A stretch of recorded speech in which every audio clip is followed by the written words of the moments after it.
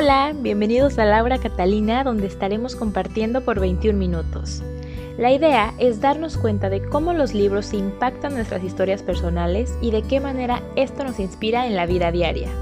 Es un espacio de frescura, sinceridad y sobre todo es un espacio diseñado para nosotros. Así que pónganse cómodos y espero lo disfruten tanto como yo.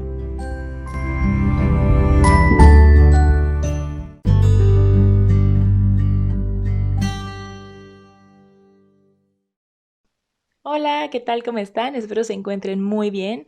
Yo muy contenta de estar con ustedes, acompañándolos. Quiero aprovechar para decir que varias personas me han dicho que de repente me escuchan cuando van a trabajar o cuando regresan o ya por la noche y se me hace muy lindo porque creo que es como estar compartiendo un café con una amiga y platicar. Entonces, así como decimos en México, platicar. Y me gusta mucho este espacio que se está creando y espero lo estén disfrutando también ustedes. Y bueno, el libro del que voy a hablar hoy me encanta, como los otros dos de los que he hablado, definitivamente por algo los elijo. Y este libro en particular, bueno, yo lo encontré en mi casa, así, mi mamá lo leyó hace mucho tiempo y estaba bien viejito el libro, así deshojándose, que los hueles y huelen delicioso al libro viejo, me encanta ese olor.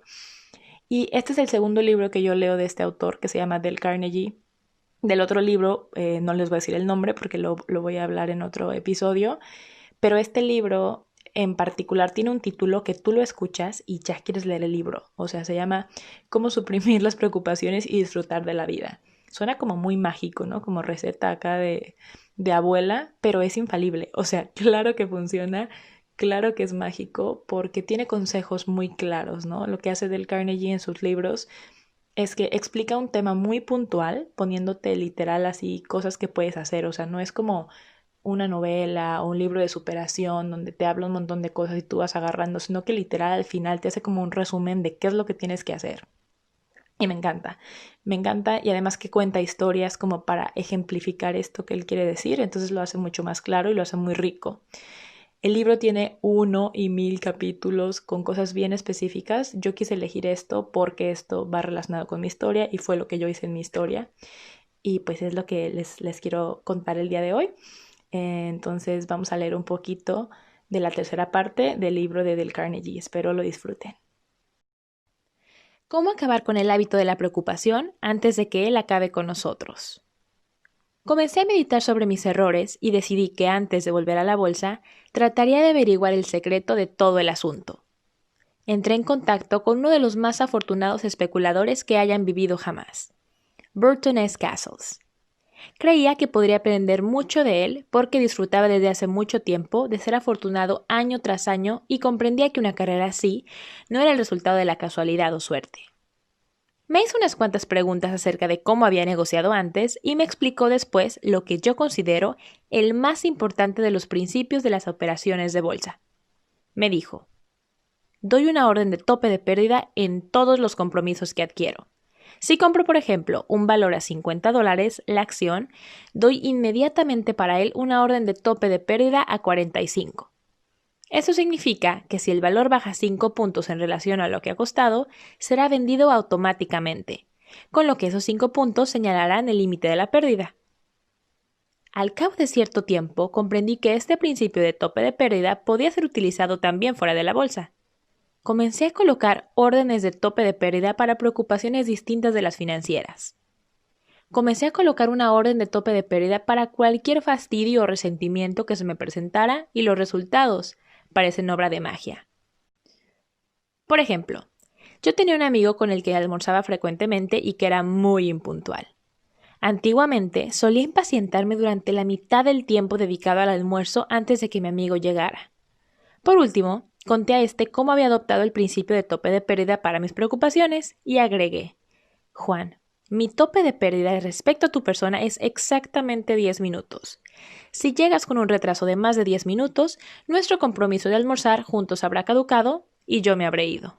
Cuando Benjamin Franklin era un niño de 7 años, cometió un error que recordó durante 7 décadas. Se enamoró de un silbato. Su excitación era tanta que fue a la juguetería, puso todas sus monedas en el mostrador y pidió el silbato sin preguntar siquiera el precio. Y 70 años después escribió a un amigo: Volví a casa y silbé por todas las habitaciones, encantado con mi silbato. Pero cuando sus hermanos y hermanas mayores vieron que había pagado por el silbato mucho más de lo que valía, se echaron a reír a carcajadas. Y Franklin, como él mismo dijo, lloró de humillación.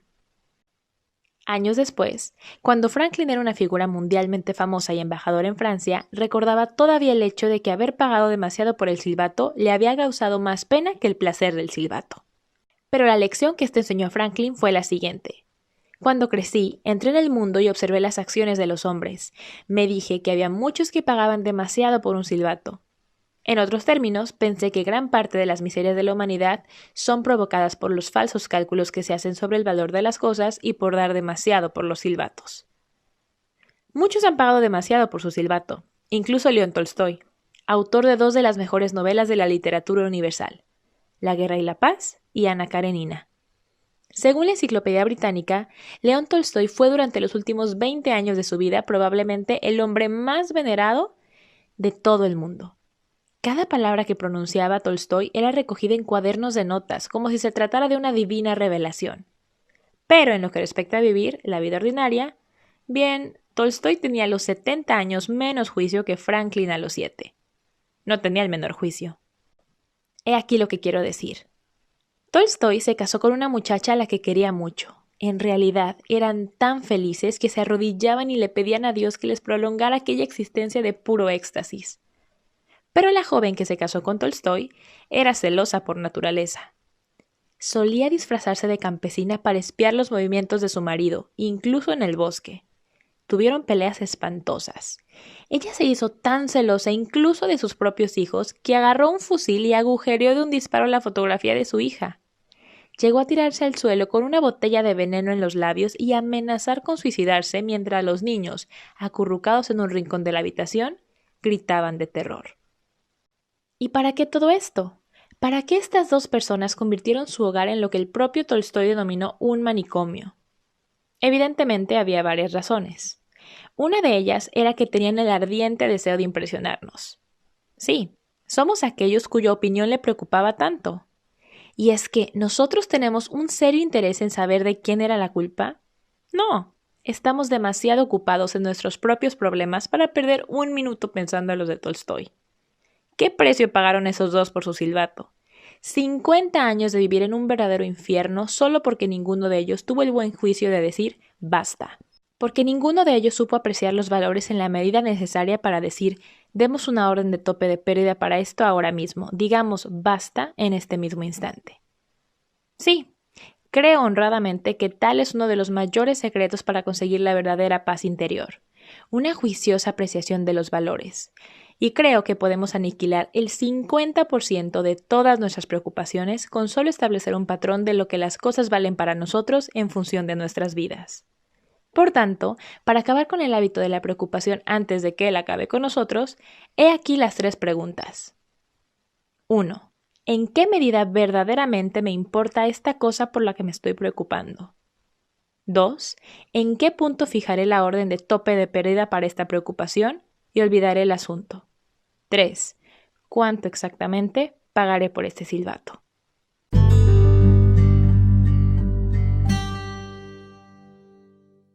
Bueno, se me hace increíble la manera en que Dale Carnegie, de una manera tan clara y tan precisa, nos dice esta manera de poder reducir el 50% de nuestras preocupaciones poniéndole un tope de pérdida, un límite, ¿no? A las cosas que tenemos en la cabeza de repente, que solo nos están dando vueltas y vueltas y vueltas, y que a veces llegamos a lo mismo y nos paraliza de hacer otras cosas que son importantes o que nos dan felicidad, por ejemplo.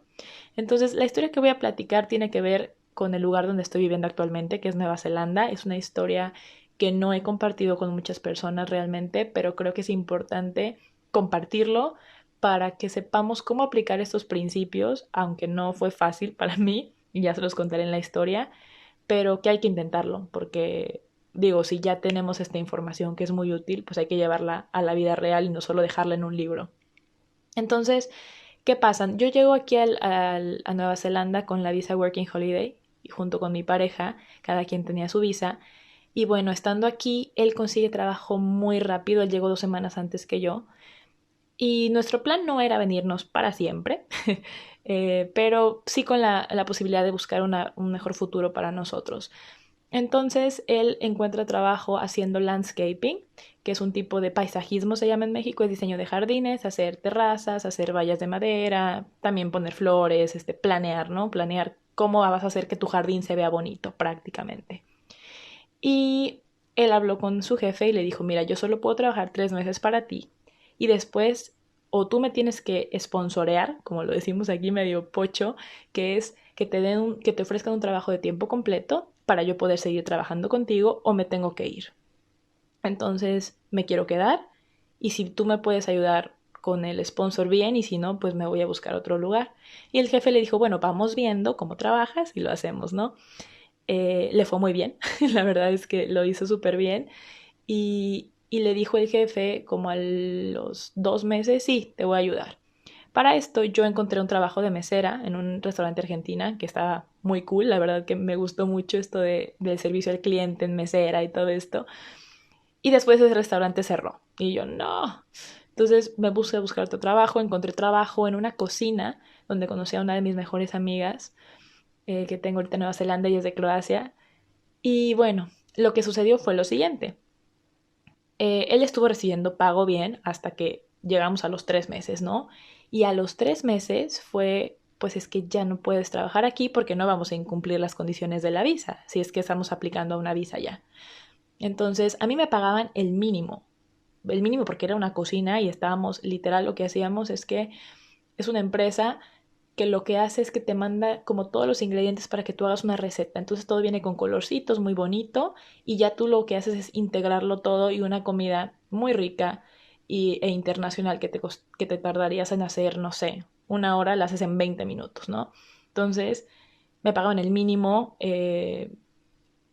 y lo que sucedió fue que a él hubo un punto que se le acabaron los 3 meses, ya habíamos aplicado a las visas, a la visa de trabajo y a la visa de pareja, y yo le dije, es que no puedes trabajar ya ahí. O sea, no se puede porque no vamos a incumplir. Entonces, lo que pasó fue que estuvimos por un mes viviendo con el salario mínimo. En ese tiempo, me parece que eran como unos $17 neozelandeses la hora. Entonces yo estaba trabajando 40 horas, pero a veces trabajaba menos. Y literal, pues eso pasó. Él siguió trabajando para su jefe que le dijo, ya te pagaré de otra manera, ¿no? Con un carro o lo que sea, pero no puedo depositarte a la cuenta. Y dije, o sea, y que ni se le ocurra, porque entonces nos metemos en un problema por la visa.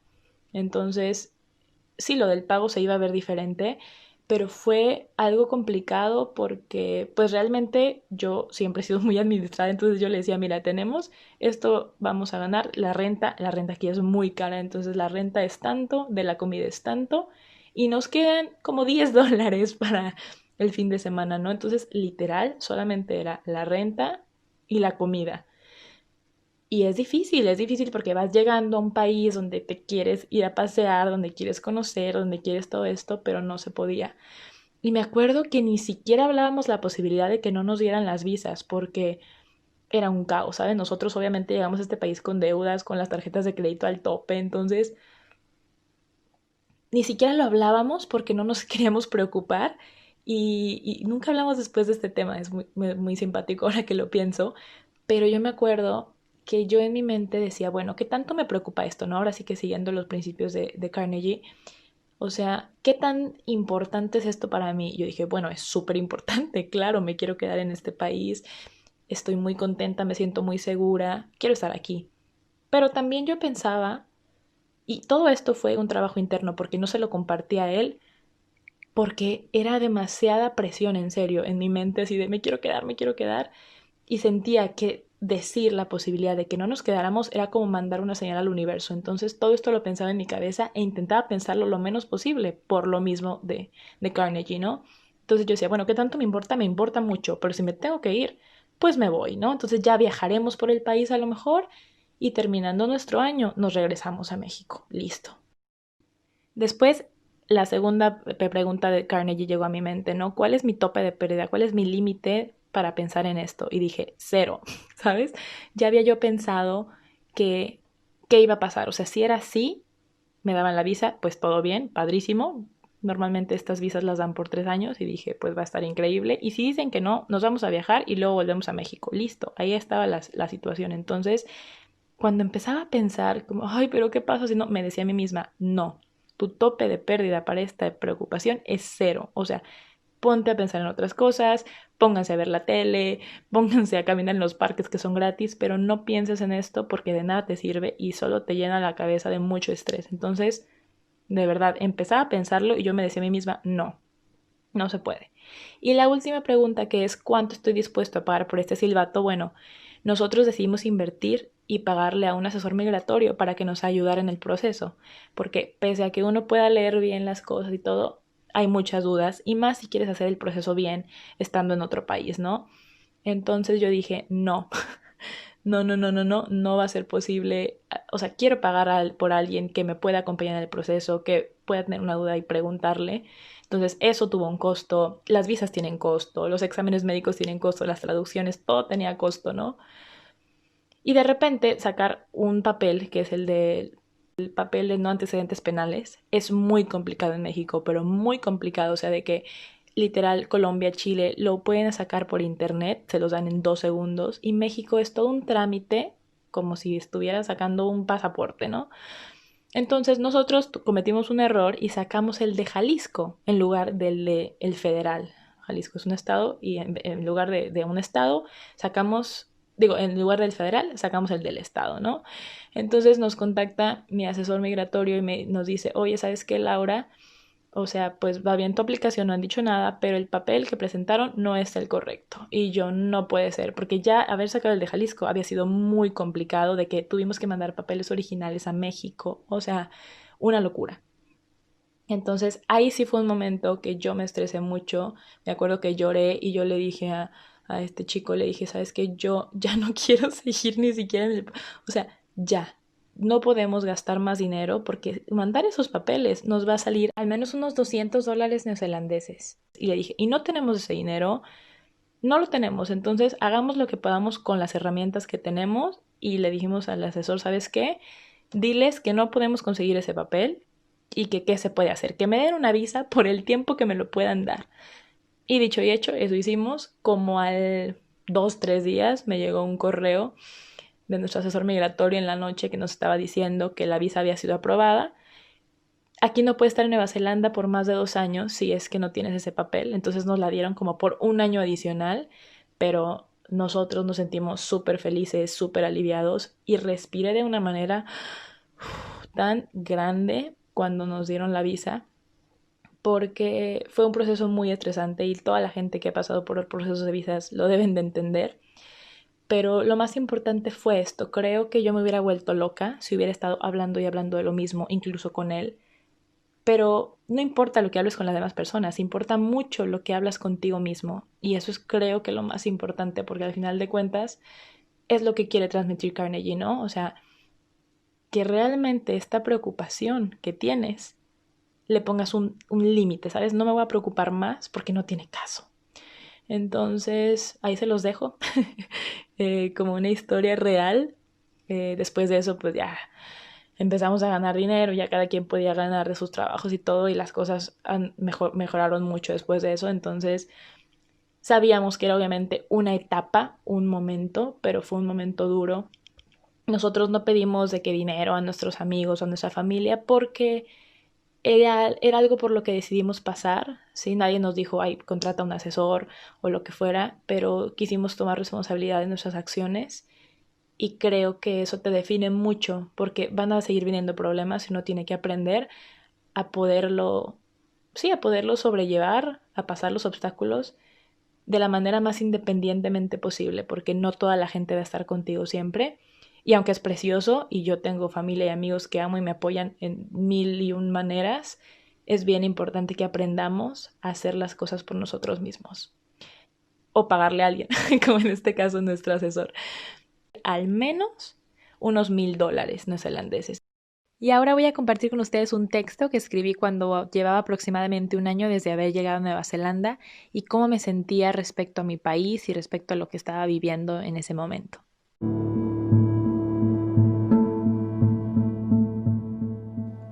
Tenía miedo de ir sola al banco. Iba volteando a todas partes esperando no ver a nadie sospechoso para sacar los 1,400 pesos que sacaba la quincena para ir al mercado. Estúpidamente, cruzaba la otra acera si veía algún hombre caminando en contracorriente a ella. Le daba miedo sacar su celular en la calle que había comprado hace más de 2 años, y no traía más que el dinero necesario para el transporte público y su comida corrida de 55 pesos. Eso es lo que sentía que eran los días normales de su vida, hasta que un día, todo cambió. Su pareja consiguió un trabajo en otro país y se mudaron. Ella no entendía qué era lo que sucedía en aquel país donde todo era definitivamente anormal. Las casas no tenían rejas, doble puerta, triple cerrojo ni botellas rotas en los muros superiores. Los perros no ladraban cuando pasabas a su lado, ni peleaban a los otros. La gente caminaba texteando en sus teléfonos que parecía increíble que no chocaran unos con otros. Al supermercado, iban las personas descalzas. A las 6 de la tarde, la gente ya estaba en la playa y los negocios cerrados. No había nadie caminando en la calle, pero no daba sensación de inseguridad, sino de calma. Los niños de 6 años iban en sus monopatines, bicicletas o caminando a la escuela por la mañana, solos. Y entonces se dio cuenta que la normalidad que vivía antes era una realidad triste de su país de origen, pero no absoluta de mucha gente. Que el dolor y ansiedad de muchos era inexistente para miles de otros. Que aunque sentirse feliz era una decisión, nadar contracorriente a veces es muy cabrón. Y que si podía elegir un lugar para su familia sería ahí, donde el aire se respiraba puro y fresco y podía ir cantando por la calle. ¿Eso lo hacía mala persona? ¿Malinchista? ¿Alguien que no pensaba en los demás? ¿Alguien que se olvidaba de su país? Si al final de cuentas un gato no era, y 7 vidas no tenía para desperdiciar y quejarse en una y disfrutar y gozar en la otra. Así que si tenía la oportunidad de sentirse segura, ser más alegre y seguir apoyando y orando por su país, lo haría. Que al cabo, la gente de hablar nunca se cansa. Que al cabo hay que trabajar duro en cualquier lado. Y que al cabo Dios es el mismo en todos lados. Un día de enero 2018, Laura Catalina.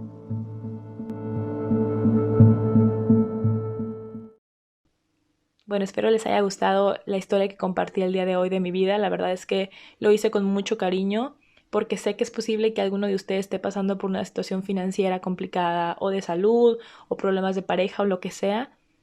Y me encanta esta manera de que Dale Carnegie lo explica de una manera que da mucha calma, que te hace ponerte a analizar realmente cuál es el problema y sobre todo decirte deja de estar sobrepensando las cosas y enfócate en lo que puedes realmente hacer, ¿no? Que a veces no tiene que ver ni siquiera con esa situación. Entonces, yo lo aplico a mi vida, no es fácil, como les digo, a mí me costó trabajo, fue muy difícil y me tenía que parar a mí misma, a mi mente muchas veces, pero la única manera de hacerlo es practicarlo, ¿no? Y pues bueno, nos veremos en un nuevo episodio, nos escucharemos más bien. Muchas gracias por conectarse, espero les sirva. Si conocen a alguien que puede servirles, pásenle el podcast. Y bueno, mucho amor presente para todos y disfruten su día, su tarde, su noche. Y hasta la próxima.